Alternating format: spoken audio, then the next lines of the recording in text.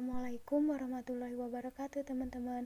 Kembali lagi di channel YouTube saya. Baiklah, pada video kali ini saya akan membahas tentang pengantar psikologi Islam. Baiklah, pada video kali ini saya akan membahas tentang psikologi Islam.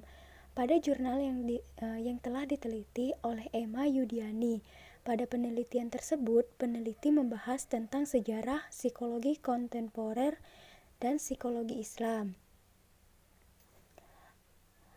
Yang pertama, kita akan membahas sejarah psikologi kontemporer. Baiklah, pada psikologi kontemporer, yaitu pada periode spekulatif. Pada periode ini psikologi didefinisikan sebagai studi tentang jiwa psyche yang membahas kesadaran dan proses mental yang berkaitan dengan jiwa. Tokoh pada psikologi kontemporer yaitu Plato pada tahun 427 sampai 374 sebelum Masehi, dan Aristoteles 384 sampai 322 sebelum Masehi. Metode pada psikologi kontemporer yaitu filsafat. Pada periode ini psikologi bernuansa filosofis, sebab penekanannya adalah pada konsep jiwa. Ilmuwan psikologi di sini berperan untuk merumuskan hakikat jiwa yang berproses penggaliannya didasarkan pada pendekatan spekulatif. Psikologi seakan-akan masih menjadi bagian dari disiplin filsafat yang salah satu cabang kajian adalah membahas hakikat jiwa. Adapun pada periode ini, pemisahan dari filsafat. Pada periode ini, psikologi didefinisikan sebagai ilmu pengetahuan tentang kehidupan mental seperti pikiran, perhatian, persepsi, intelijensi, kemauan, dan ingatan. Tokoh pada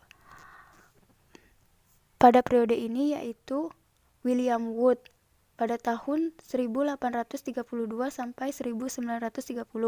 Pada metode periode ini yaitu introspeksi. Pada periode ini dicoba untuk memisahkan psikologi dari filsafat, di mana psikologi memfokuskan kajiannya pada kehidupan mental, seperti pikiran, perhatian, persepsi, intelijensi, kemauan, dan ingatan.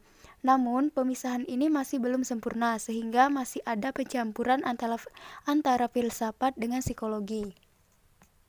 Sedangkan pada periode empiris dan eksperimental, pada periode ini psikologi didefinisikan sebagai ilmu pengetahuan tentang perilaku organisme seperti perilaku kucing terhadap tikus, perilaku manusia terhadap sesamanya, dan sebagainya. Tokoh pada periode ini John Watson pada tahun 1878 sampai 1978, dan Sigmund Freud 1856 sampai 1939. Dan juga ada tokoh Ivan Pavlov pada tahun 1849 sampai 1936 dan 1908 sampai 1970. Pada periode ini menggunakan metode eksperimen. Definisi yang dianut pada periode inilah yang bertahan hingga hari ini, di mana psikologi sudah berupa suatu ilmu yang mandiri dan terpisah sama sekali dari filsafat. Fokus kajian psikologi pun beralih dari membahas hakikat jiwa dan kehidupan mental menjadi gejala-gejala jiwa yang diketahui melalui mengkaji perilaku saja. Baiklah, untuk slide selanjutnya saya akan membahas tentang psikologi Islam. Apa sih itu psikologi Islam? Pada hakikatnya psikologi Islam sudah ada sejak lama, dimulai sejak masa kenabian Nabi Muhammad SAW. Namun pada perkembangannya kajian mengenai jiwa nafs terpecah menjadi dua kelompok utama. Yang pertama, kelompok pertama periode ini berlangsung dari zaman kenabian hingga Daulah Umayyah. Mereka adalah generasi ulama awal yang membahas jiwa semata-mata bersumber dari Al-Quran dan Hadis. Selanjutnya kajian kelompok ini berkembang menjadi ilmu kalam dan tasawuf. Salah seorang tokoh yang terkenal dari kelompok ini adalah Imam Ghazali.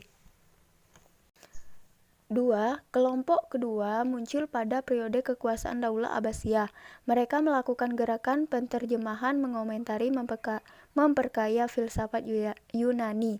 Selain Al-Quran dan Hadis, kelompok ini juga memanfaatkan filsafat Yunani yang telah direvitalisasi sebagai landasan mengkaji jiwa. Salah seorang tokoh yang mewakili mereka adalah Ibnu Rushd. Selanjutnya kajian mereka berkembang menjadi filsafat Islam. Jadi dalam kurun waktu kurang lebih 7 tahun abad dalam dunia Islam, jiwa dibahas dalam kajian yang bersifat sofistik dan filosofis. Setelah dunia Islam meredup dan digantikan oleh dominannya budaya sekuler Barat, kajian jiwa secara Islam pun mengalami kemunduran. Sementara itu, kajian psikologi kontemporer berkembang pesat hingga sekarang. Sedangkan pada periode modern berawal sejak tahun 1950-an di Amerika, muncul gerakan psikologi Islam. Gerakan ini muncul karena dorongan adanya tuntutan nyata untuk mengatasi krisis yang dihadapi umat manusia.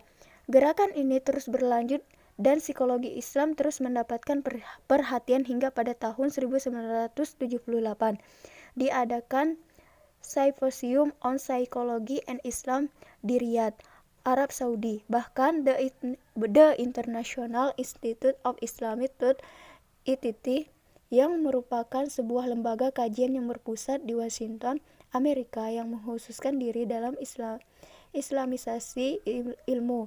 Dalam konferensinya di Pakistan pada tahun 1985 secara khusus merekomendasikan untuk menggali gagasan psikologi yang terkandung dalam Al-Quran.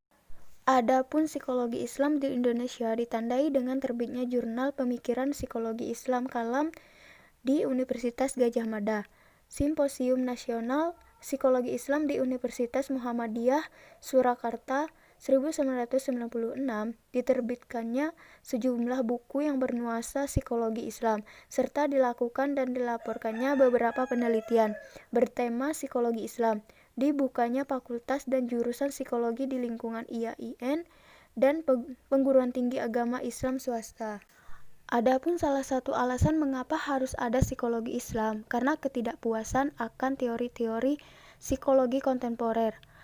Menurut Hartati dan kawan-kawan pada tahun 2004, dan kesadaran ilmuwan psikologis muslim bahwa ketika mereka mengkaji psikologi, mereka merasa sebagai seorang muslim yang berprofesi sebagai ilmu psikologi, bukan seorang ilmuwan psikologi yang kebetulan beragama Islam, sehingga pandangan psikologi pun akhirnya dipandang dengan kritis, terutama yang berhubungan dengan pandangan aliran behaviorisme dan psikoanalisa, karena hakikat kedua aliran ini dianggap merendahkan derajat manusia sebagai khalifah Allah di muka bumi.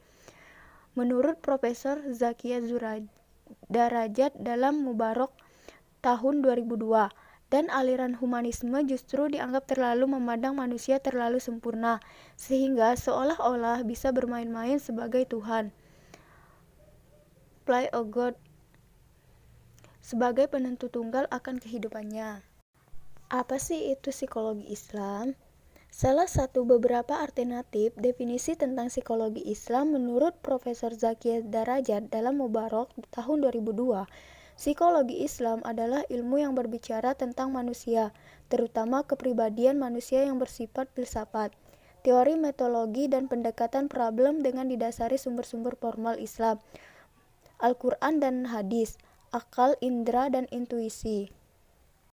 Salah satu beberapa alternatif definisi tentang psikologi Islam menurut Profesor Zakia Darajat dalam Mubarak tahun 2002, psikologi Islam adalah ilmu yang berbicara tentang manusia, terutama kepribadian manusia yang bersifat filsafat, teori metodologi dan pendekatan problem dengan didasari sumber-sumber formal Islam, Al-Quran dan hadis, akal, indera, dan intuisi. Sementara itu, menurut Mujib dan Muzakir tahun 2002 menawarkan definisi sebagai berikut: kajian Islam yang berhubungan dengan aspek-aspek dan perilaku kejiwaan manusia, agar secara sadar ia dapat membentuk kualitas diri yang lebih sempurna dan mendapatkan kebahagiaan hidup di dunia dan akhirat. Adapun ruang lingkup pada penelitian ini yaitu menurut Profesor Zakia Darajat yang membedakan psikologi kontemporer dengan psikologi Islam adalah dalam rumusan konsep manusia, dan dalam pendekatannya psikologi kontemporer semata-mata menggunakan kemampuan intelektual untuk menemukan dan mengungkapkan asas-asas kejiwaan. Sementara psikologi Islam mendekatinya dengan memfungsikan akal dan keimanan sekaligus. Adapun metode yang digunakan oleh peneliti pada penelitian ini, yaitu ada banyak metode pada penelitian ini, seperti metode pragmatis dan idealistik.